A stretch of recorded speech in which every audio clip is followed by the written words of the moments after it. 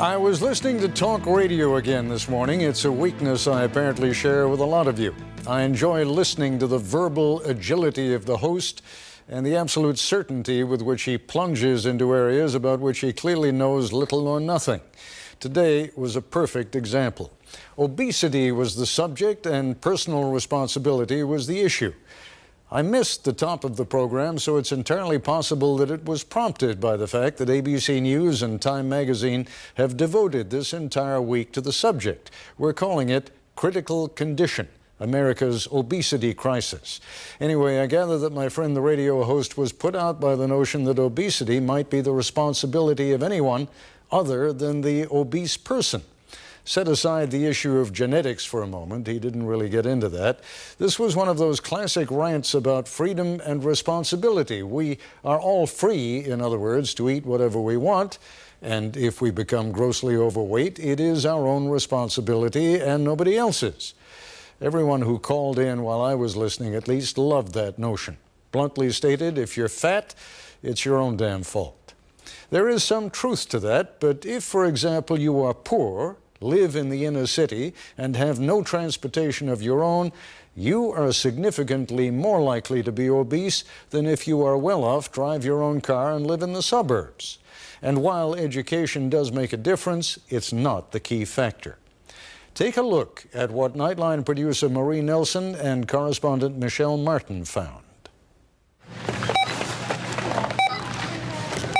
The Roman noodles are very popular here. They're 69 cents. You get a 6-pack. Macaroni and cheese is $4 for $1. So it's things like that that helps them budget a little bit of money and also having enough groceries to last them at least a couple of weeks. At the Save-A-Lot store in Highland Park, a low-income neighborhood of Detroit, people are stocking up for the weekend. It is one of 2 grocery stores in this community of 17,000, but for many people here, this is the store they depend on. Easy to reach without a car, welcoming to those on a fixed income or public assistance. And the people who run it know what their customers need and want. Compared to what we offer for people that can't get out to Costco's and Sam's Club, because there's none here in Detroit. There's none. So therefore, economy-wise, we do the best we can to help them. You know, taco shells, 99 cents. You know, Roman noodles. You buy a whole case for $3 and some change. You know, it's a lot easier. People do that? They'll buy a whole case of them? They'll buy a whole case. They will buy a whole case. Throughout history and in much of the world now, to be poor has meant to be thin, even painfully so. But not today, not in the United States at least, where those with the lowest incomes are far more likely to have the biggest waistlines. It's one of the great ironies of the obesity epidemic is that it affects the poor more than it affects the rich. Marion Nessel is Director of Public Health Initiatives at New York University. We see much higher rates of obesity among poor people in inner cities, in rural areas, everywhere. And the irony, of course, comes from the fact that these are exactly the people who also have trouble getting enough food. So both things are going on at once. The Centers for Disease Control estimates that 1 out of 4 adults with incomes below the poverty level is obese. The correlation is especially true for women. Those with incomes below the poverty level are more than twice as likely to be obese as women with the highest incomes. If you want to lose weight, you gotta cut calories too. Low-income Americans certainly aren't the only ones struggling with their weight. Weight loss has become a huge industry in the U.S. after all. I lost 180 pounds, and it's not coming back. But the link between low income and obesity is unmistakable in less affluent areas all over the country, where people are getting fatter and sicker as a result. We see type 2 diabetes. We see stroke, cardiovascular disease or heart disease. We see osteoarthritis. Dr. Kimberly Dawn Wisdom, the country's only state-level Surgeon General, says a whole series of gradual social changes have conspired to make people fatter. Our portion sizes have changed, so people are actually eating more. They're eating more fatty foods as well as foods that are calorie dense. And also our environment. I think we've sort of systematically engineered physical activity out of our environments. And so many people, instead of walking to school or biking to school or walking to stores, are actually getting into cars and traveling very short distances. But others say the link between poverty and obesity is far more direct. Well, some people say that obesity is the result of a low metabolism. I say it really is the result of low wages. Dr. Adam Drudnowski is director of the Center for Public Health and Nutrition at the University of Washington. People always raise the issue of personal responsibility and freedom of choice. And they say if only the obese people made the right choices, if only they exercised, all would be well.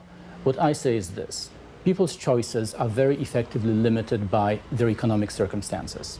So in other words, obesity is predicted not so much by metabolism and genetics, it is actually very reliably predicted by zip code.